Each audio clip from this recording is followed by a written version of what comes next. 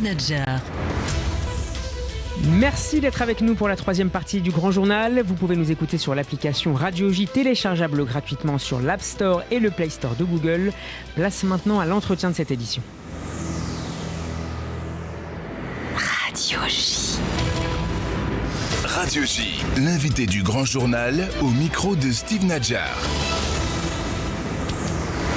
Radio J. Jacques Bénilouche, bonjour.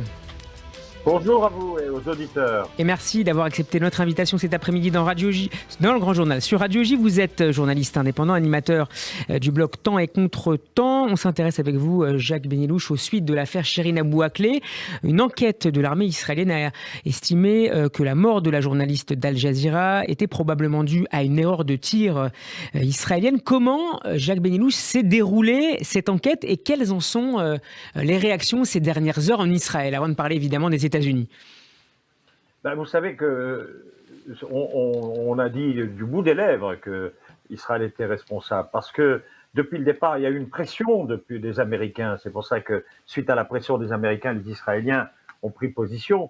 Parce que depuis le début, on n'a pas compris en Israël que, par exemple, on ne donne pas la balle qui aurait tué Chérine Abou Akleh. On n'a pas voulu faire une enquête commune, on n'a pas voulu faire une autopsie commune, et puis plusieurs semaines après, on nous sort une balle, et donc Israël a un doute quand même sur cette balle, mais Israël ne veut pas de conflit, aussi bien avec les Américains qu'avec les Palestiniens, et donc elle a dit, peut-être et probablement, nous sommes coupables. Alors, qu'est-ce que cela veut dire? Cela veut dire que peut-être qu'il y a eu un tir, un mauvais tir. Vous savez, sans intentionnalité, comme on dit, Jacques Bénilouche. Voilà. Alors, vous savez, il y a une grande différence entre ce cas-là et le fameux cas d'il y a longtemps du soldat Azaria, où le soldat avait tué un homme à terre, blessé. Ici, c'est dans le cadre des opérations. Et Israël dit, eh bien, dans le cadre de ces opérations, il y a une panique des deux côtés, on ne peut rien savoir. Alors, ce qu'on va peut-être faire, c'est ce qu'on fait pour les unités d'élite. Vous savez que les unités d'élite portent sur leur front une caméra et ils filment entièrement les opérations, non pas pour vérifier ce qu'ils font, mais c'est pour servir d'enseignement, pour savoir en cas de problème quelles ont été les erreurs et quels sont les problèmes. Alors, une sorte de retour d'expérience, retour de terrain. Voilà, il est probable qu'on va imposer aux gens qui seront sur le terrain de porter cette caméra de façon à filmer toutes les opérations et savoir. Alors, on ne sait pas, effectivement, on n'est pas certain de ce Israël a accepté. Mais en revanche, Israël n'acceptera jamais aucune enquête au sein de Tsahal. Vous savez, à l'époque, dans l'affaire Al-Doura, il fallait qu'on fasse une enquête localement. Au début de la seconde intifada, rappelons-le, en 2000. Voilà. Ici, c'est pareil. Israël refuse qu'on fasse des enquêtes parmi ses soldats et encore moins qu'on incrimine ou qu'on inculte un soldat parce qu'il y a eu un tir malheureux. Donc, ce qu'on peut dire, c'est que, et je crois que le Premier ministre l'a dit, et le ministre de la Défense l'a dit, c'est à Israël même et seul Israël de prendre les mesures pour analyser. Ils vont faire une enquête, ils ont fait une enquête, ils vont voir comment ce tir malheureux est parti, ils ont à peu près une certitude qu'il y a eu une balle perdue, mais en aucun cas, il ne pourrait y avoir une suite judiciaire. Israël refuse toute suite judiciaire. On ne sait pas d'ailleurs qui est le soldat qui est visé par cette enquête.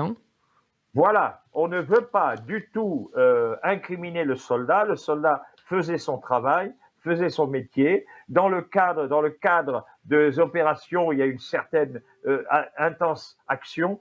Et il y a eu peut-être une balle. Et je dis bien peut-être parce que même Israël n'a pas garanti que c'était eux. Mais il y a une possibilité qu'une balle perdue se soit rendue, mais il n'y a pas une intention.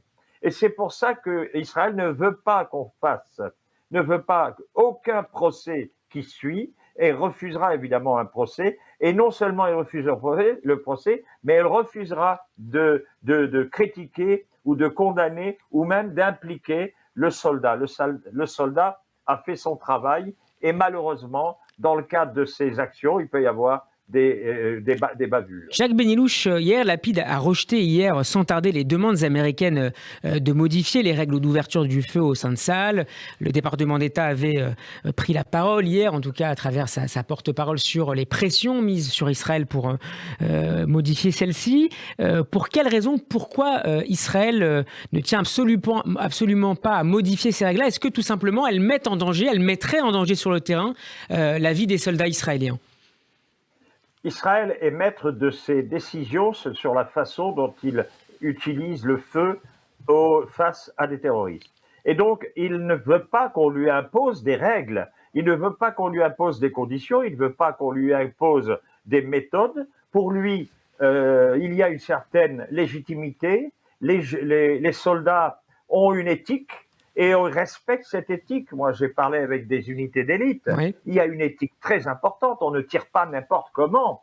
On ne tue pas un homme. D'ailleurs, on me racontait la semaine dernière que lorsqu'il y a eu un terroriste récemment sorti, ils l'ont demandé de sortir. Et le gars, sans qu'on lui demande quoi que ce soit, il est sorti tout nu, uniquement pour montrer qu'il n'était pas armé, parce qu'il sait que l'éthique de l'armée israélienne, c'est de ne pas tirer sur un homme désarmé. Donc, c'est pour ça qu'on dit qu'on connaît déjà l'éthique. Le Tsahal a une éthique auprès de ses soldats. Il ne voit pas pourquoi on viendrait maintenant lui demander ce qu'il faut faire et comment. Quand il y a une urgence, quand il y a un besoin, quand il y a quelqu'un qui, par exemple, vient avec un couteau, eh bien, le soldat, maintenant, alors qu'il n'avait pas le droit, maintenant, il a le droit de tirer dès lors où il y a une arme entre les mains et si, effectivement, il y a un danger. Alors, effectivement, tirer pour tuer ou tirer plutôt pour interpeller, en tout cas pour mettre fin à la situation de danger? Il y a des règles. Moi, j'ai parlé il y a quelques jours avec un soldat d'élite. Il m'a dit qu'ils avaient, disons, la personne est un peu éloignée, oui.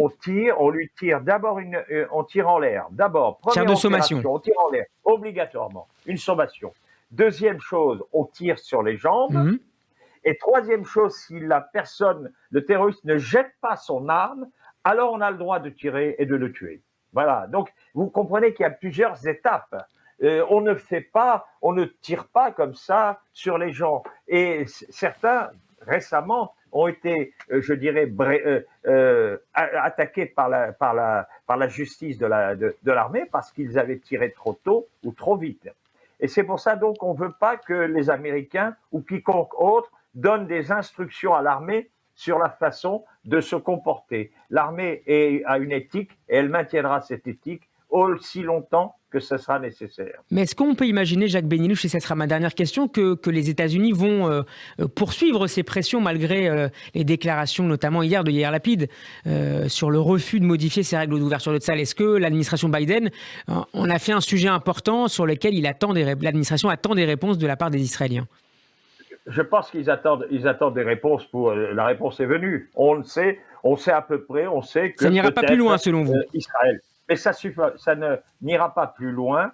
Israël, vous savez que Israël veut bien accepter de son allié et tout, mais il n'accepte pas qu'on lui force la main. Il n'y a rien à faire à l'heure actuelle dans cette affaire. Les Palestiniens se sont mal comportés au départ parce qu'ils n'ont pas permis une enquête commune internationale qui aurait pu régler le problème. Le lendemain de la mort de la journaliste, on a attendu des mois et puis on nous a sorti une petite balle et ils disent est-ce que c'est vraiment la balle qui a tué? Donc il y a eu une maladresse de la part des Palestiniens et Israël dit on ne veut pas payer pour cette maladresse des Palestiniens qui n'ont pas voulu qu'on participe à l'enquête. C'est pas aujourd'hui qu'on pourra, plusieurs mois après, faire une enquête. On n'a plus les éléments, on n'a plus les images et on n'a plus rien qui permette de revenir sur le passé de cette opération. Merci beaucoup Jacques Benyelouch d'avoir été avec nous. Je rappelle que vous êtes journaliste indépendant en Israël et je renvoie très chaleureusement nos auditeurs à la lecture très intéressante toujours de votre blog, de vos analyses sur le site Temps et Contre-Temps. Interview à retrouver en podcast sur radioj.fr et en vidéo